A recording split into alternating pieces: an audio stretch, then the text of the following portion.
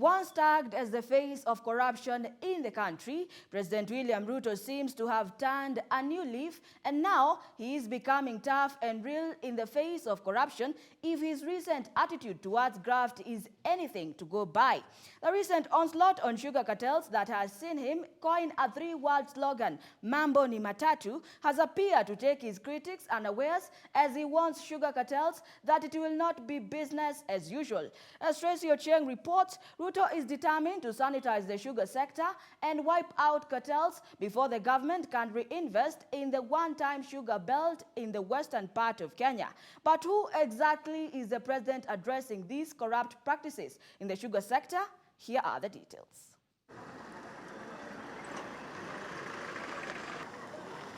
The sugar industry has long been on its knees for decades now, following challenges in cane shortage, privatization, and the elephant of it all, corruption. According to the Kenya Sugar Board, the state of sugarcane crisis started in the early 2000s.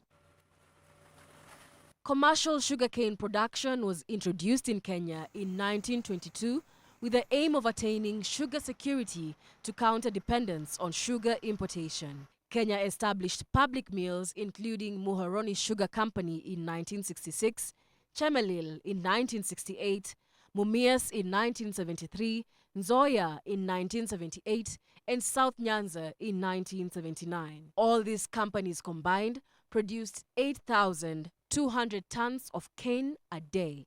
Over time, more farmers engaged in sugarcane farming, causing the domestic sugar subsector to sink into a state of sugarcane crisis characterized by, get this, surplus sugarcane production. In other words, the public mills established didn't have the capacity to handle the surplus sugarcane. To manage this, the government ventured to increase the national milling capacity by licensing private mills.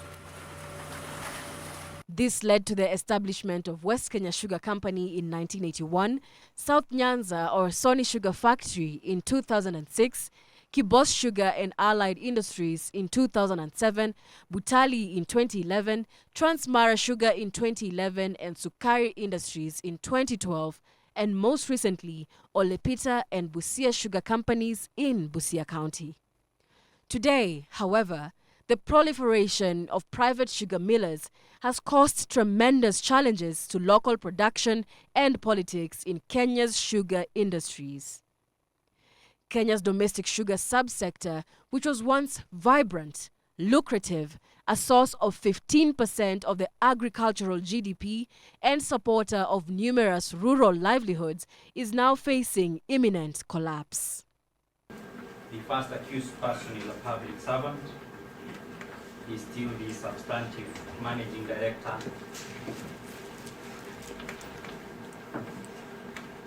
of the Kenya Bureau of Standards. The current state of sugarcane crisis is characterized by limited sugarcane production, but an abundance of sugar. In May 2023, as has been customary, Kenya was rocked with yet another sugar crisis, where 1,000 metric tons of poisonous sugar found its way to supermarket shelves and into Kenyan households. If you recall, some 27 officials in KEBS and KRA were suspended over the illegal distribution of this poisonous sugar. The controversy of the sugar scandal has resurrected, bringing with it the abduction of sugar tycoon Jaswant Rai and sentiments from President Ruto that have left sweet, bitter tastes with the public. Asante sana. Asante sana. The president, who has been on tour in the western region, has vowed to fight sugar cartels, declaring during a roadside meeting that na nimeambia mambo ni mangapi? Matatu. Wakitaka kuniletea kisirani, either wahame Kenya, ama nitawaweka jela, ama wasafiri waende mbinguni. For the avoidance of any doubt, the head of state reiterated his remarks, disproving anyone who had doubts about his commitment to fighting graft, despite the Law Society of Kenya and Kenya Human Rights Commission, among other civil societies, demanding that he rescind his statement. Wameniandika wamejaza maneno kwa magazeti, sijui Law Society wamesema nini, sijui watu Azimio wamesema nini. Wacha nirudie ndio wasikie vizuri. Nimesema wafisadi, wakora, wezi, wale wanaiba pesa ya wananchi, wameangusha kampuni ya Mumias, wameenda wakaangusha kampuni ya Nzoia, kwa sababu mambo hiyo yote inaharibika. Alafu wanakuja hapa wanajifanya. Nimesema wafisadi wote, wakora wote, wezi wote wahame Kenya. Wahame ama wasihame? Na wasipohama tunawafunga jela. Na wakiendelea wapange mpango waende mbinguni. Iko shida nyingi.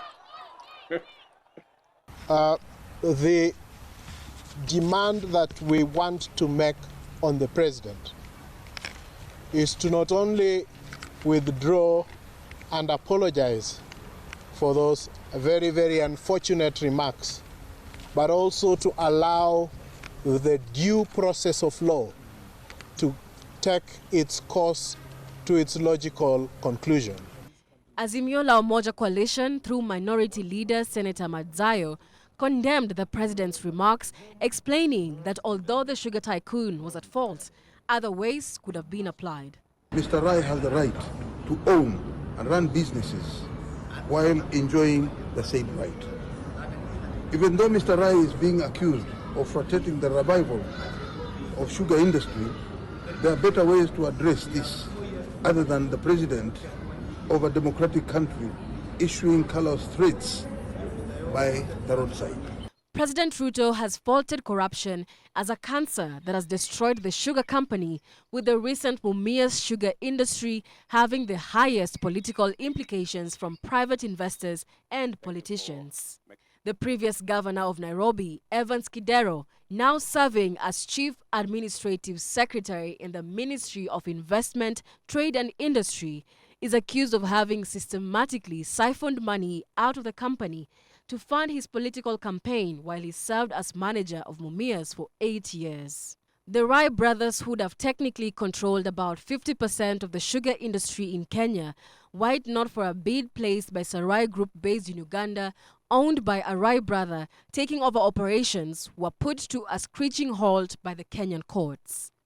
This led to sibling rivalry between the Rai brothers and multiple suits in court, which have since been withdrawn following the head of state's stern orders on intolerance of scrambling for public resources by foreign and private investors, vowing to revive government-owned companies. Who are used to stealing public resources, those who use politics to protect thieves and the corrupt, those who have big friends in big places, I want to announce that their time is up. The sugar industry here imezama kwa sababu tunaleta pesa ya serikali, mabilioni inapotea. Tunaleta pesa ndio hiyo, tunauliza lipa wakulima, sijui lipa wafanyikazi. Hapana, it cannot continue like that. The government recently announced its intention to write off the 117 billion shillings in debt owed by Chemelil, Muhoroni, Miwani, Nzoia and Sony sugar companies, which includes loans and tax penalties, which is expected to help revive the subsector and improve its competitiveness. I'm not going to go back on it. Hii kitu lazima tunyoroshe ikae sawa sawa. Is the president right in dealing a heavy hand with quote-unquote sugar cartels and thieves? If so, will other people who have contributed to the downfall of the sugar industry also face the music? The country's sugar industry has been embroiled by corruption, sugar cartels, and highly vested political interests, making the sugar industry inept in fulfilling the country's goal of sugar self-sufficiency. As it stands,